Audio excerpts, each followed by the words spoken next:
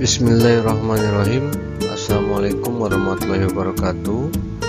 Selamat bertemu kembali dalam perkuliahan kriminologi, yang mana dalam perkuliahan kali ini pembahasan kita akan membahas mengenai teori asosiasi diferensial. Di dalam teori asosiasi diferensial ini merupakan suatu teori yang telah dikemukakan oleh Edwin H. Sutherland dalam bukunya Principle of Criminology, yang menyebutkan bahwa kejahatan atau perbuatan kriminal itu dilakukan oleh seseorang, itu hasil daripada peniruan yang ada dalam ruang lingkup sosial masyarakat. Sedangkan Gabriel Tatum mengatakan bahwa pola delinkuensi dan kejahatan dipelajari dengan cara yang serupa. Nah, di dalam teori asosiasi diferensial ini menghipotesakan bahwa perilaku kriminal dipelajari melalui asosiasi yang dilakukan mereka yang melanggar norma-norma masyarakat dan norma hukum. Apa yang dipelajari ditiru oleh mereka-mereka ini yaitu mengenai teknik kejahatan, kemudian motif, dorongan, rasionalisasi, nyaman terhadap perbuatan antisosial. Jadi orang tersebut akan nyaman dengan perbuatan yang telah dilakukannya itu meskipun bertentangan dengan norma-norma ataupun norma hukum itu sendiri. Nah, hingga dalam teori asosiasi diferensial ini dengan keempat poin tadi ada penekanan yang menyebutkan bahwa perbuatan kriminal itu dipelajari. Kita dapat melihat di dalam slide ini ada beberapa poin di atasnya. Nah, kemudian perbuatan kriminal dipelajari ini adalah di dalam pergaulan yang intim, yang lebih akrab, yang lebih erat. Kemudian juga ditentukan oleh adanya durasi yang intens ataupun sering berkomunikasi, lamanya berkomunikasi. Nah, konflik kultural mendasari proses asosiasi diferensial. Nah, di dalam teori asosiasi diferensial ini juga ada kelemahan. Mengapa delikuen dan kriminalitas mengambil nasihat dari teman sebaya, sebagaimana tadi yang dikemukakan dalam penekanan di dalam teori asosiasi diferensial yang ditegaskan tadi, dan bukan dari keluarga yang tidak melakukan perbuatan kriminal. Itu di dalam teori asosiasi diferensial. Dalam teori yang kedua ini, yaitu teori tegang atau strain theory, mengemukakan bahwa pada dasarnya manusia merupakan makhluk yang selalu melanggar hukum setelah terputusnya tujuan dan cara, sehingga pencapaian tujuan dilakukan dengan cara ilegal. Akan tetapi di dalam teori tegang ini ada kelemahan yang harus diketahui, yaitu gagal memperhatikan kriminalitas pada golongan kelas menengah. Kemudian banyaknya delikuen meninggalkan cara hidup mereka pada saat melakukan perbuatan kriminal pada saat menginjak dewasa. Ada perubahan.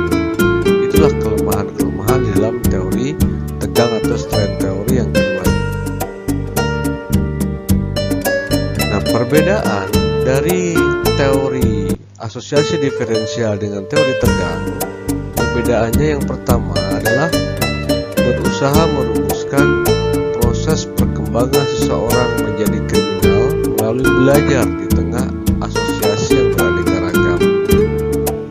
Yang kedua, perbedaan yang kedua yaitu lebih menekankan pada peristiwa situasional karena ketegangan yang terlalu berpengaruh jadi tidak terkendali dan berbuat jahat. Itu perbedaan dari teori asosiasi diferensial dengan teori tegang.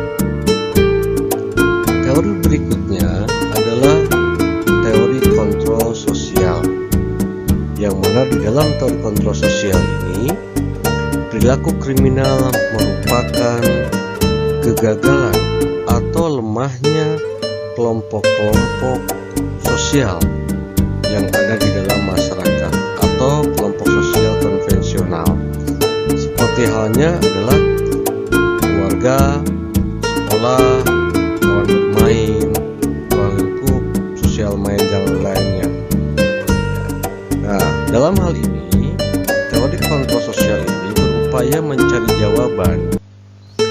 mengapa orang melakukan kejahatan, tetapi berorientasi pada pertanyaan mengapa tidak semua orang melanggar hukum, atau mengapa adanya orang yang taat kepada hukum. Nah, kemunculan teori kontrol sosial ini disebabkan karena perkembangan di dalam kajian kriminologi. Nah, yang pertama adalah adanya reaksi terhadap teori labeling dan teori konflik. Yang kedua adalah munculnya pengetahuan tentang criminal justice. Nah, di sini disebabkan karena pengaruh kriminologi yang lebih pragmatis dan berorientasi kepada sistem. Kemudian yang ketiga adalah adanya teori kontrol sosial yang telah dikaitkan dengan satu teknik penelitian baru, khususnya bagi tingkah laku anak ataupun remaja. Di dalam teori kontrol sosial ini juga memiliki pandangan bahwa agar supaya tidak melakukan tindak pidana maka harus belajar. Jadi memberitahukan, menyampaikan terhadap apa-apa yang memang tidak boleh dilakukan. Ya. Kemudian unsur perilaku kriminal sebagaimana di dalam teori kontrol sosial ini ada beberapa kategori. Yang pertama kasih sayang, atau dikatakan sebagai attachment, yaitu kemampuan manusia untuk melibatkan dirinya terhadap orang lain. Jika terhadap kasih sayang atau attachment sudah terbentuk, maka terhadap orang tersebut akan peka pikiran dan perasaan itu. Berbeda halnya dengan orang-orang yang sebelum terbentuk akan menimbulkan suatu penyimpangan. Kemudian komitmen. Komitmen di sini adalah keterikatan seseorang pada subsistem konvensional seperti hanya sekolah, keluarga, pekerjaan, organisasi ataupun kelompok. Nah, yang di dalam hal ini akan mendatangkan manfaat bila mana komitmen ini terjalin. Bisa terjalin berarti akan mendapatkan manfaat, tidak terjalin akan mendapatkan suatu perbuatan penyimpangan.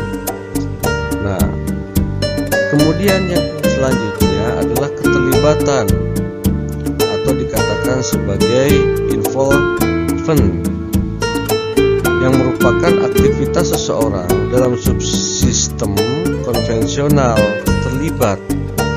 Apabila individu aktif di segala kegiatan, maka individu tersebut akan menghabiskan waktu dan tenaganya dalam kegiatan dimaksud dalam keterlibatan itu. Apabila tidak terlibat dalam suatu kegiatan hal yang positif tadi, maka terhadap si objek tadi, si menurut orang tadi, akan pikirannya, tenaganya akan tercurah dengan melakukan suatu penyimpangan atau perilaku kriminal. Kemudian yang terakhir adalah belief atau kepercayaan, merupakan aspek moral yang terdapat dalam ikatan sosial dan merupakan unsur kepercayaan seseorang pada nilai-nilai moral yang ada di lingkungan di mana dia berada. Nah, apakah terhadap teori kontrol sosial ini tidak ada kekurangan? Pasti ada kekurangannya, ya ada kelemahannya. Yang pertama adalah teori ini berusaha menjelaskan mengenai kenakalan remaja, bukan kejahatan orang dewasa. Itu salah satu kelemahannya. Yang keduanya adalah kegagalan dalam menjelaskan peluang kejadian yang menghasilkan lebih, tidaknya social bond. Dan yang ketiga, teori ini menaruh perhatian cukup besar pada sikap, keinginan, tingkah laku yang meski menyimpang sering merupakan tingkah laku orang dewasa. Nah, di dalam teori kontrol sosial ini ada unsur kriminal yang bisa menjadikan kriminal orang tersebut ataupun bisa menjadikan orang itu tidak menjadi pelaku kriminal.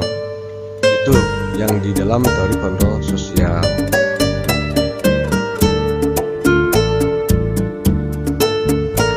teori berikutnya adalah teori labeling. Teori ini diartikan dari pandangan pemberian nama. Kejahatan dapat dijumpai dalam pemberian nama oleh masyarakat.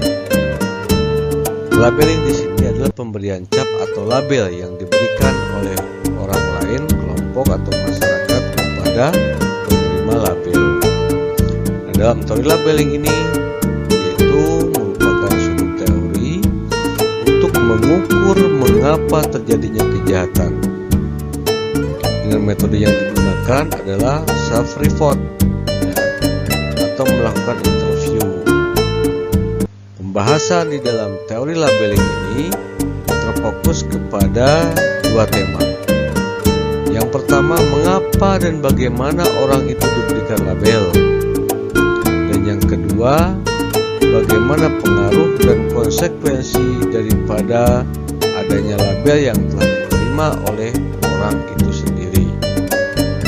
Nah, di dalam asumsi dasar teori labeling ini disebutkan bahwa tidak ada satupun perbuatan yang pada dasarnya merupakan kriminal. Kemudian perumusan kejahatan di lingkungan kelompok berkuasa. Yang ketiga adalah penerapan aturan tentang kejahatan untuk kepentingan penguasa. Dan yang keempat, orang yang menjadi penjahat karena ditetapkan oleh penguasa. Nah, orang yang ditetapkan oleh penguasa di sini kita dapat melihat dan menyimak bahwa orang-orang tersebut dikatakan sebagai pencuri, penipu dan segala macam telah melanggar suatu aturan yang telah ditentukan oleh penguasa. Maka akan melekat kepada diri si manusia tadi tentang apa-apa yang telah dilakukan yang merupakan adalah larangannya.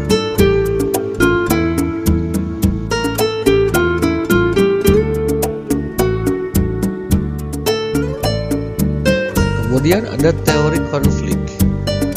Teori konflik ini dikemukakan oleh Karl Marx yang berawal dari adanya kekecewaan pada sistem ekonomi kapitalis yang telah dianggap telah mengeksploitasi buruh.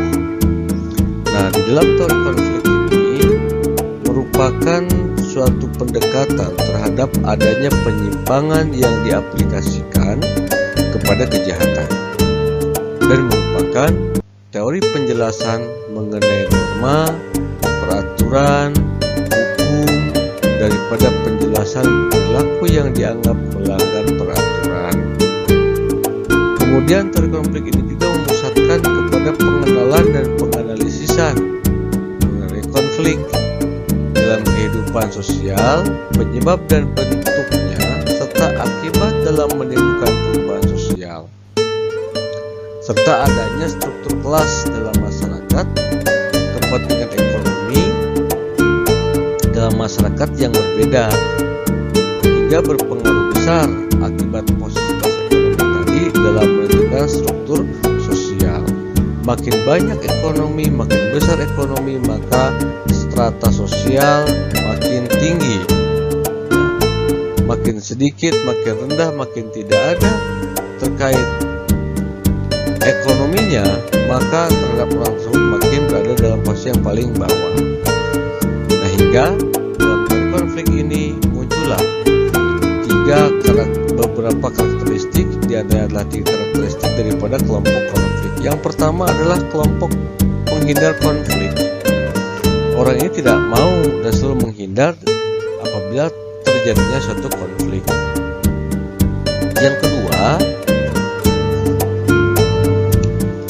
orang yang menghadapi konflik atau orang yang senang menghadapi konflik, tidak pernah menghindar dan tidak mana menghadapi konflik. Kemudian yang ketiga adalah pembuat konflik. Nah, kemudian yang terakhir adalah kategori konflik di dalam tingkatan individu. Ada 2. Yang pertama, konflik dalam individu kedua adalah konflik antar individu. Tadi konflik dalam individu, yang kedua adalah konflik antar individu. Itu di dalam teori konflik yang dikemukakan di dalam pembahasan kita hari ini.